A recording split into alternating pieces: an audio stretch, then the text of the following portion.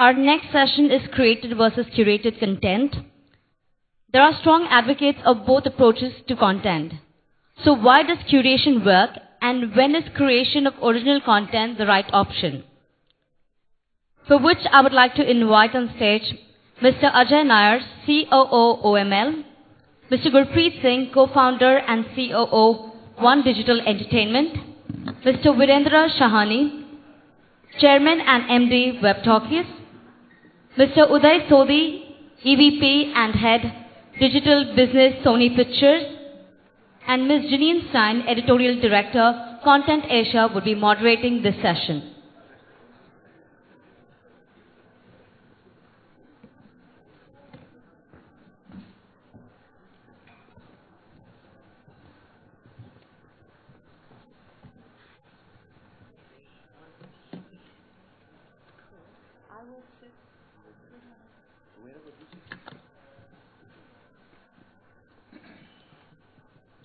Very much.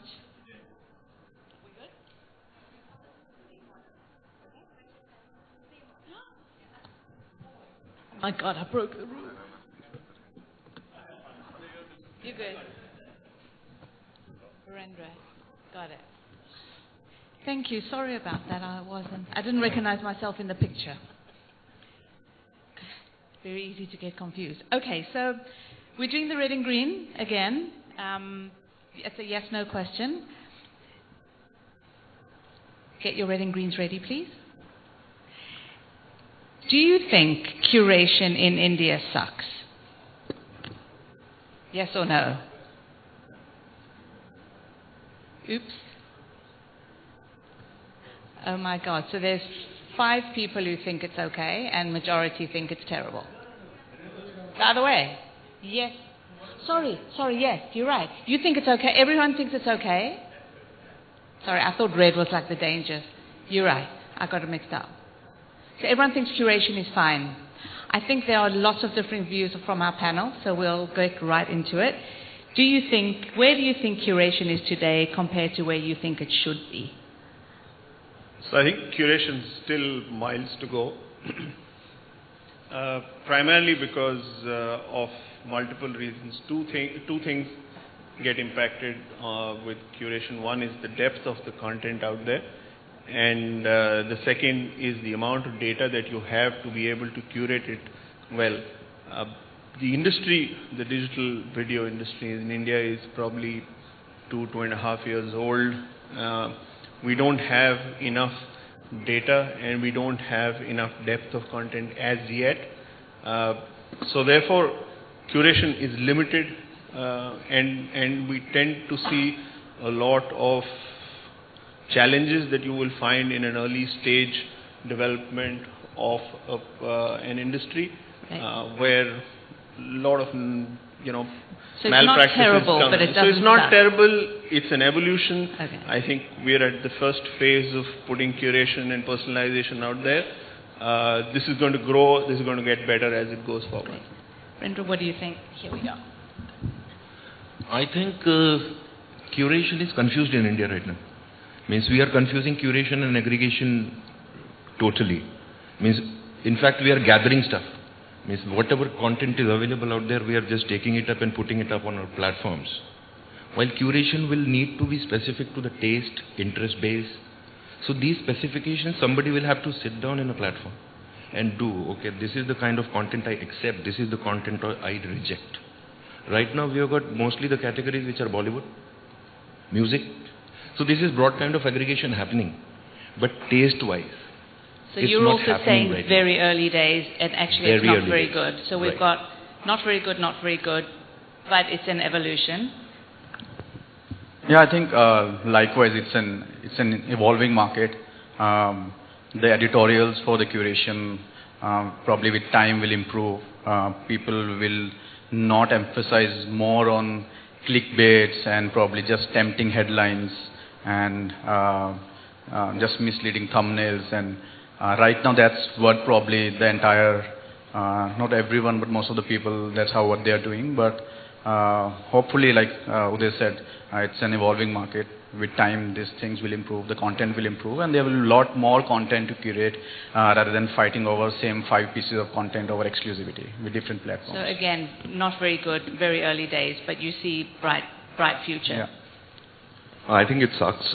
It's quite terrible right now, and for a very simple reason that if you look at the kind of content that gets surfaced by curation platforms or through curation in general, whether it's through platforms or not, it's the input to that is either people figuring out basis technology, basis data, that this is what's working, this is what needs to be recommended, this is what needs to be personalized. I don't think we have a cadre of people who are trained to do that because it's a very new industry, right? So if you look at, say, Netflix prides itself on being able to figure out what works for a global homogenized audience, and that's basis trends, right? So they say crime works here or politics works here. In India, I don't think anybody's doing that because it's super easy to say, okay, let's just throw Bollywood, let's just throw music, let's just throw comedy, and this should work. Then they'll figure out, hey, this particular new genre of content is suddenly working, and there'll be 50,000 more Me Toos of that, by which time that trend has passed, right? So will it get better? I think it's up in the air. It's not like globally it's great either in most markets as well. So it's not that there are markets where people have figured out how to micro-target content, how to do curation really well. Obviously, they're sitting on tons of data, far more than we are. But even if that data is here in India right now, do we have the people to actually use that well and create content or curate content? I'm not so sure. So my guess is there's a huge mindset change required in the way most platforms are managed or most systems are managed. We all in phase 1 will see that the platform owner believes that he's the journalist, he understands what the consumer wants, and that's phase 1 of evolution, where the platform owner or the platform creator puts out content based on his understanding. The phase 2 happens when there is enough data out there, there is enough content out there, both in terms of depth, variety, and there is data to see what was liked and what was not liked, how much engagement happened.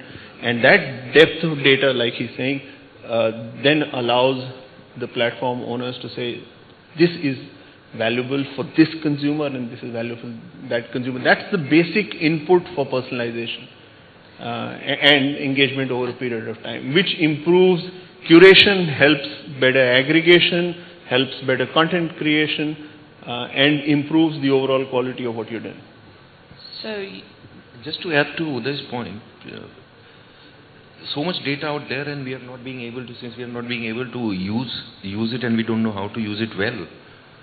Let's not discount the human intervention so early.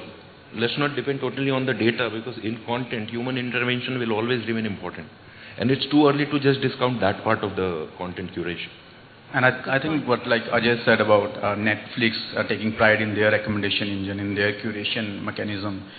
Just an example, I mean, when they launched House of Cards, instead of just believing that this is one trailer, which it's our show, so it will work really well. Instead of that, they created 10 versions of that trailer. One catering to people who are watching romantic movies, one catering to a target audience which is only watching thriller movies. So that's how they are using data, as well as obviously structured curation engine to give to people what they actually want. See, we are, for better or for worse, a gut-based market, right? And creativity fundamentally is still that. Nobody is going to write an algorithm to why some content will work. But at this point in time, I think we lean so much towards gut. And I mean, I've sat in 5 meetings with 5 different executives who all are very passionately confident of exactly why this will work. And all 5 are completely different in terms of what they think, because the data point is them. Right? There is no further data point. It's the echo chamber around them, and this is what worked 5 years ago. And this is this one movie or one show or one creator that worked, and therefore this works. So we manage a lot of comedy creators, so we talk to a lot of people who are looking at doing comedy content, and their examples usually are 3 years old, and it will be this one piece of content, and therefore this should work. So for example, edgy comedy started in India, say 3-4 years ago online with AIB, etc. So now that became a thing that edgy comedy will work, and you will see 50 shows or pieces of content where edginess is basically, we'll throw in a swear word every 5th word, right? That's not how you create content. There's a reason why something like an AIB works or somebody else works. There is no thought behind why it worked. It's just that this worked. Let's just throw this in. I mean, it's very gut-based. So there is always a role for gut-based, but it seems there's a common thread here that data is absolutely critical and the effective use of data. So there is data. Data has to be attached to something. What is the role of original content? Because the theme of our session is created versus curated. The role of original content on your platforms. So on our platforms, on our specific platform, let me share our view of the world.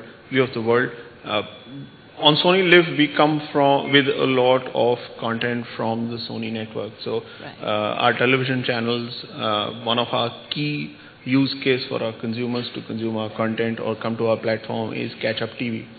So a lot of them come to us because they've missed a show, they're on the move, they want to see something, or they want to follow it on the second screen because the first screen is controlled by mama or by grandmother and he wants to see something else.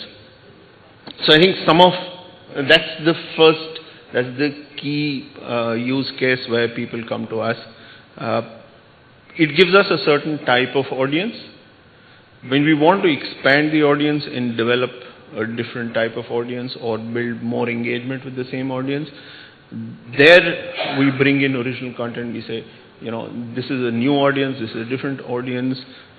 Maybe the skew of male audience is very heavy, so we need to build more female audience, and therefore some of our shows original stuff that we do is more female oriented. The audience that we create or the content that we create is typically for a younger audience because television audience tends to be a little more older than the normal internet audience. So a lot of those pieces go into expanding our offering and expanding the time spent and expanding the engagement, which is why we go after we look at. For you, it's not a versus situation. It's everything. It's no, it's not a versus for us. For us, it is expansion of what we do, giving something more to our audience, which is why we like to tie up with more content creators, build a curation over and above the original content, and maybe curate some original content also to build more audiences. See, means anybody who is trying to build a business in digital content space right now, means this is a no-brainer that original content is a must. Because around original content you can build a business because you own that content. The value lies in the content itself. Yeah, for quick scale, speed, all those things you can begin to curate and add up to your libraries and do certain things like that. But if you are only depending on curation and building only a library which you don't own, means another giant will come tomorrow and just throw more marketing dollars and your business will be gone. Everybody knows that. So this is kind of a no debate. All those people who are trying to build a business out here. So you're very strongly in favor of original? Very strongly. Original content must be there to build the business out here. Got it. I think both original content, both creation and curation needs to work hand in hand. I mean, at our company, like right now on YouTube alone, we manage around 2,500 YouTube channels. We work with over 800 creators. And the volume of content which we are deploying on monthly basis is insane. Now this content can be obviously divided into A+, Premium, B, and different segments, but every segment has their own niche. It's not that if there is some less premium looking content, it doesn't mean it doesn't have a market for it. It has a niche market for it. That's where curation plays a key role. I mean, while we create a lot of our own content, we work with people like vdonxt, where we are curating their own content within our ecosystem, while we'll be probably deploying content and taking Uday's help in curating our content on their platform. But we have now figured out a way, how do we curate content within our own ecosystem, within our own 2,500 YouTube channels, how do we cross-promote, and I think, quite obviously the beginning point of all content is original content creation. When you look at digital right now, it's dominated by content that's created for other media and then ends up being on digital for the reasons that Uday mentioned.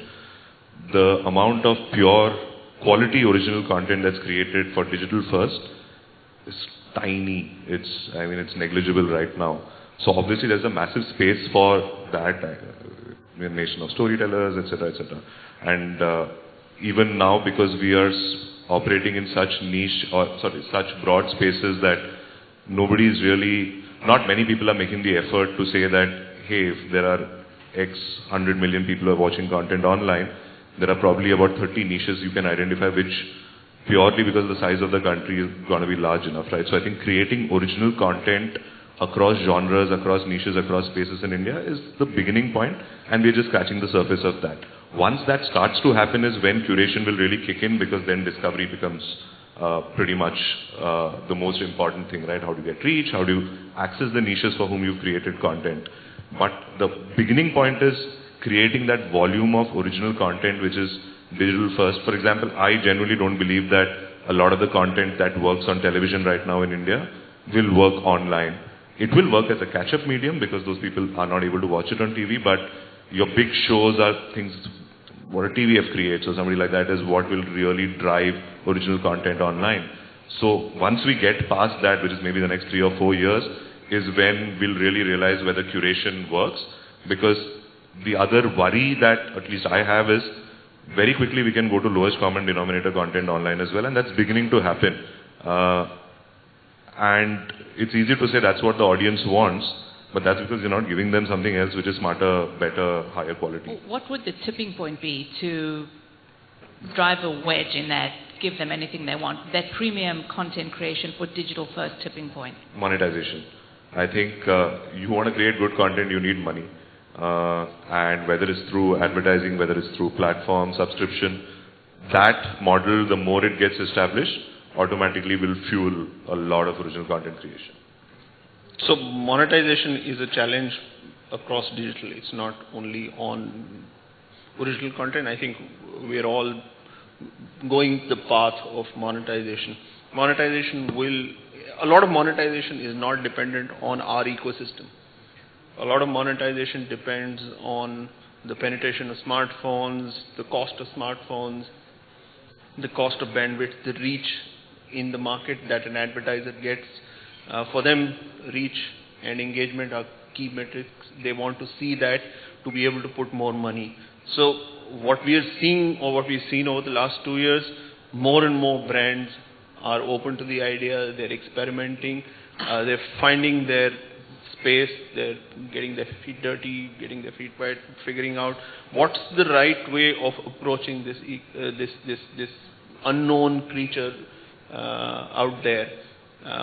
My guess is over the next couple of years, we'll see significantly more budgets coming into it in terms of content and original content and advertisers coming into some of these. What's the right way of doing it? Is it going to be subscription driven like a lot of international stuff? Is it going to be advertiser driven? How much of it is going to be what is what will play out? India will have a unique model. It will not probably mirror what's happening in the rest of the world, but it will play out in the next few years. It depends on the reach and the way a lot of us create content, present it to advertisers, and curate it, make it visible to users. So it's a big step we all need to take. Also, what's happening is it will get better and better as more and more premium OTT players get into the market. Because I think that becomes critical for advertisers to see the content in a positive environment and not in a network or not in a platform where their content gets lost. So I think some of those pieces will also fall into that's a very place. strong case you're making for curation in a quality environment. Yeah. Monetization for you, how do you see it playing out? Monetization on digital means all those people who are coming from television background, sorry, not specific to they, all those people who are coming from television background, advertising looks like the only way to monetize your content. But those who are coming from cinema side, they know how to monetize their content upfront by selling tickets. So digital, let's not look at from the advertising perspective or the ticket perspective. We are totally going to say that we are solving a problem here. We are offering you content which television can't give you.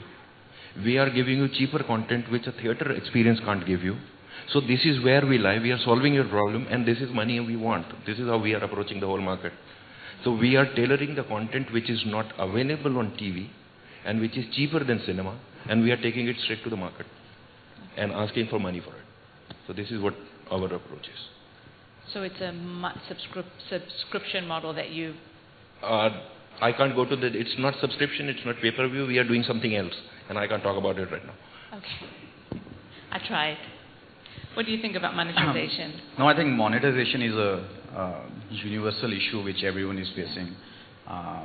But I think other than that, obviously, adding to that, there are still infrastructure issues.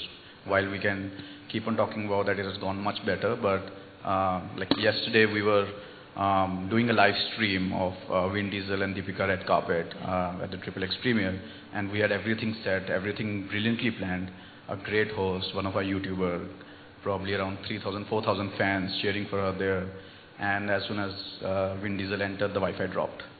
And that's, I mean, I'm just saying and that's something which is still a struggle, as much as we can brag about how 4G is working great, how Wi-Fi is working great, but that's still an issue, and which hurts brands, which hurts their confidence, people who are sponsoring those events, and that's something I think which hopefully with time will get resolved.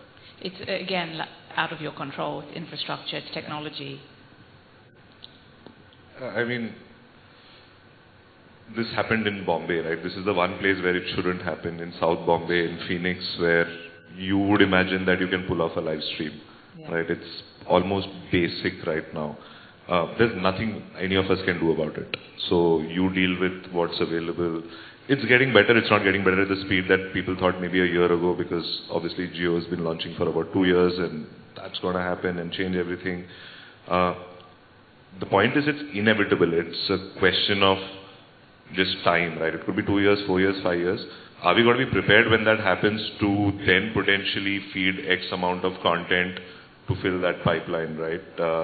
That is something I guess we can be prepared for. We cannot change how infrastructure works. We can't fix data costs, because that still is a single barrier. Having said that, now there are OTT players who've been smart enough. I mean, everybody has launched download options. That's pretty much the biggest feature everybody advertises, because we know that in office and colleges you have free Wi-Fi, you can download stuff, right? So at least what used to be earlier pirated stuff downloaded, now they're downloading legit stuff from legit platforms. So there are people figuring out hacks around it to make sure that even if we can't fix infrastructure, at least we can give solutions which works within the existing infrastructure. So are those solutions robust enough to provide the money for you to make quality content that will drive people online? See, while all of us crib about monetization, fundamentally I think what he said is correct. If you are creating good content which you think people should pay for, and you are able to present it in a way where it's easy for them to buy, it's easy for them to consume, people will pay for it. And we've seen this in a lot of offline things, right? Just like movie tickets. So we run a lot of events and music festivals. I think we sell about 150,000 tickets a year at about average of $3,000, which is more than subscription prices for most platforms. And these are for one weekend. So people spend that money to come for one weekend to see 20 bands, and then they eat and drink. That's another $2,000-3,000 they spend. So money is definitely not an issue. And from what I understand, this number is actually higher than subscription numbers for most platforms right now. So there's something somebody is doing wrong in being able to present it. We always can claim that, oh, piracy in India, it's very easy, therefore people will not pay for content. But people are paying 700 rupees to watch a movie on the first day today. They used to pay $50, 10 years ago. So because the experience is great, it's a big movie, it's marketed well, it's in an environment where it's just really comfortable, it's a real experience, right? So I think there is no reason why people won't pay for content. Is it going to be 100 million people? No. But is it going to be 10 million people? That's a substantial number. I think Netflix US is what, 40 million subscribers? They're saying 10 million is a big number. Probably 80 million. I think they say 80 million worldwide. Give me 500,000 and I'm happy. I guess so. Is there an over-reliance or over-expectation of what the sponsor and advertiser and brand will contribute to this environment? Yes. See, the good thing is in the last year, and I think we were speaking about this backstage, it's now a year of education, right? Now more and more brands are figuring out that, hey, my consumers are spending at least 25% of their time watching content online. I better be there, and I need to figure out interesting ways. brands are still wary of taking risks. At the risk of sounding very disrespectful, is because most marketing heads are 50 years old, right? They don't know what Snapchat is. And it's as simple as that. So they still think Twitter is important. Twitter stopped being important about 18 months ago. Right? It's not important.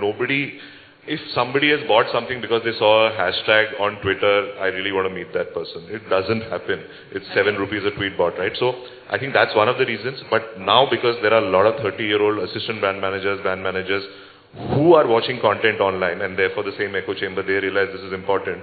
They are fans of this kind of content. Now they are willing to take more and more risks. We just did a campaign for Ola over the New Year's.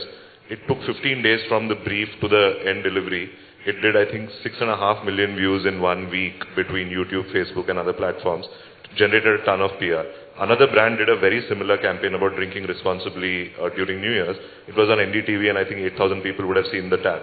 Right? So, and they spent 6 times the money that this brand spent. Because this brand was agile and nimble and said, let's just capture this, do it, and they move on. And that's the great thing with digital. You can take a risk. If it fails, you come back 2 months later and create something else. It's not like a movie that, hey, if it's a flop, I have to wait 2 years to restore my reputation. So now I think brands are more conducive to doing it. A lot of agencies are really helping. I think Group M does about 10 content days a year now with brands where they're educating brands about how to work in this environment. YouTube does a fantastic evangelical job as well. They talk to marketers all the time. So at some point, and global mandates have started happening where there will be a global mandate saying you have to spend X amount of money online. So that tap is also very small right now. It will open. I don't think we can be over-reliant on it because brands always have the second, will it get, start disturbing the storytelling that's happening, the reason why people watch content. I think there's a panel in the evening about that. So you will always need the platforms which are spending money basis subscription and any other models that work.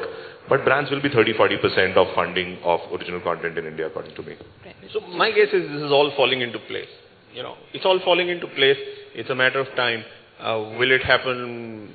And what is the point where you say it's happened? So will we have? So are there 40 people, 50 people who are genuinely creating content today, which the brands want to associate with? Is that a big enough number, or that number should be about 400, 500 people out there who are creating good quality content, and therefore brands are backing on it? So the ecosystem today has just started falling into place. The agencies, the advertisers, the creators, the platforms, all of us are working towards it. As a platform, we are investing in content which is original. We are working with a lot of people who are creators and saying bring more and more content onto our platforms. We are talking to agencies and saying, this is an opportunity for you to target specifically a TG which has less wastage. You're not going all over the place. You're targeting only that audience. The agencies are helping in that. Other platforms like YouTube and the others are helping build that ecosystem. So it's falling into place. And we've seen it very clearly in the last 18 months. A lot of brands have come on and said, we want to do something, but they're taking their little baby steps. So we'll find our way. I think we're all very excited about it, which is why we are all sitting here and saying, there is the future on the original content side. Uday's saying means it's all falling in place slowly, but maybe we all are thinking too much about it. Like we are analyzing it too much. It's a straightforward way. If we find a straightforward way of looking at it, we are thinking too much. Okay. Yeah, I think with more great case studies coming out in the market about original content. I mean, right now there are a handful of properties that we can talk about. I mean, probably half of the brands who come to us, they ask us to create something like AAV, but the point is there are not many great case studies also out there in the market. So as soon as there are more number of good stories where brands have benefited a lot from these things. I mean, it's much better than obviously last year where it was all about number of views and not catering to which TGs that content being consumed. Compared to this year where the brands are being aware about that they want to target to certain segment and they are not interested only in millions of views, probably 500,000, but to a right TG audience. I see the light flashing, so I would like to wrap up. The takeaway for me is that it's evolution. You can be proactive, but there are things that are also out of your control, and it will all fall into place. And on that great note, I will thank each of you for joining us, and thank you very much. Thank you.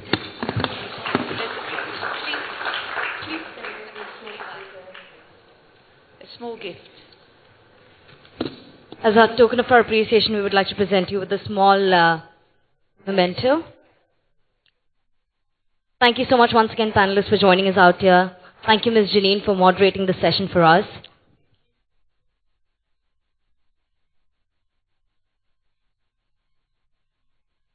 Thank you once again.